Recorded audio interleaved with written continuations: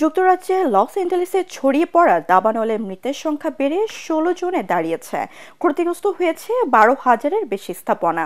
মার্কিন সংবাদ মাধ্যম CNN এর প্রতিবেদনে বলা হয়, শনিবার তীব্র বাতাস কিছুটা কমলেও আগামীকাল থেকে বাতাস আবারও বাড়তে পারে। এতে আগুনের তীব্রতা কয়েক গুণ বাড়তে পারে বলে আশঙ্কা করছে ফায়ার সার্ভিস। এদিকে বার্তা সংস্থা রয়টার্স জানায়, লস এঞ্জেলেসের ৪টি এলাকায় এখনও আগুন চলছে। নতুন করে আগুন ছড়িয়ে আরও ১,০০০ একর এলাকায়। এই অবস্থায় আরও ১ লাখের বেশি বাসিন্দাকে সরিয়ে নিতে সতর্কতা জারি করা হয়েছে।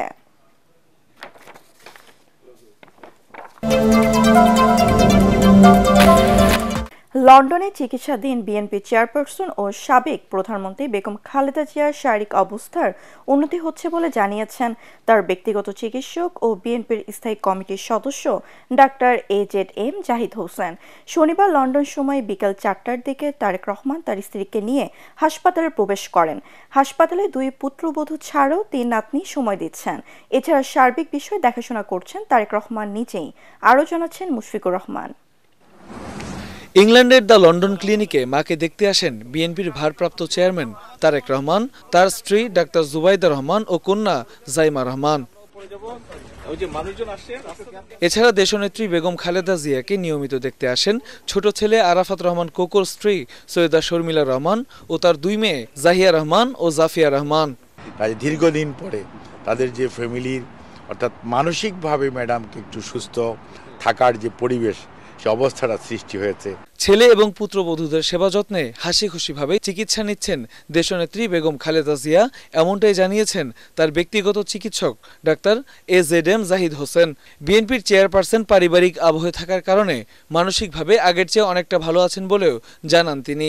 গত কয়েকদিনে ওনার বেশ কিছু শারীরিক পরীক্ষা নিরীক্ষা প্রফেসর জন প্যাট্রিক কেনেডির অধীন ভর্তি হওয়ার পরবর্তীতে নেফ্রোলজিস্ট, কার্ডিওলজিস্ট এবং ইন্টেন্সিভিস্ট ওনারা ওনাকে দেখেছেন। ফিজিওথেরাপিস্টরা ওনার ফিজিওথেরাপি দিচ্ছে। মানসিকভাবে কিন্তু উনি অনেক, আলহামদুলিল্লাহ, আল্লাহর কাছে শুকরিয়া, উনি অনেকটাই আগের চেয়ে বেশি, বাংলাদেশে যে অবস্থায় ছিলেন তার চেয়ে বেশি অনেকটা সুস্থ আছেন।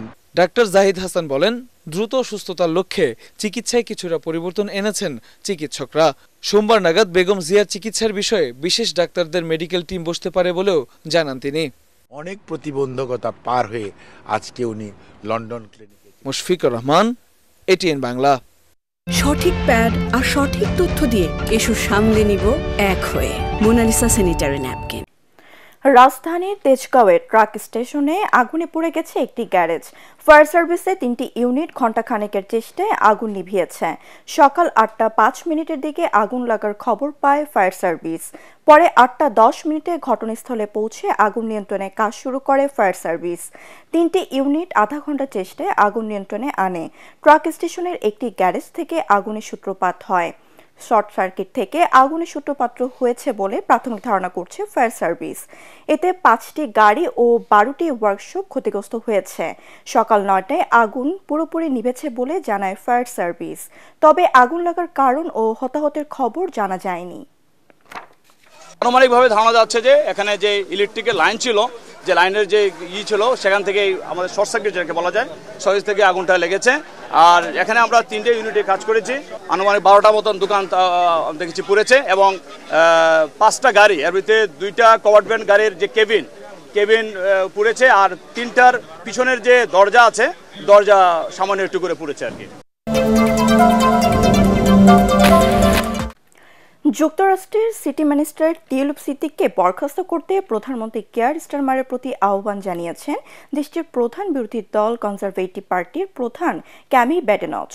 বাংলাদেশে আর্থিক দুর্নীতির মামলা তদন্তে টিউলিপ সিদ্দিক ব্যাপক চাপে রয়েছেন। এমনকি দুর্নীতির দায়ে মন্ত্রিত্ব ছাড়তেও চাপ রয়েছে তার উপর। টিউলিপ সিদ্দিক ব্রিটেনের ক্ষমতাসীন লেবার মন্ত্রিসভার সদস্য। তিনি ইকোনমিক সেক্রেটারি টু দেশ ট্রেজারি অ্যান্ড সিটি মিনিস্টার হিসেবে দায়িত্ব পালন করছেন। তার কাজ যুক্তরাজ্যের অর্থবাজারের ভেতরে দুর্নীতি সামাল দেওয়া, কিন্তু তার জন্মভূমি বাংলাদেশে এখন তার বিরুদ্ধে দুর্নীতির তদন্ত চলছে।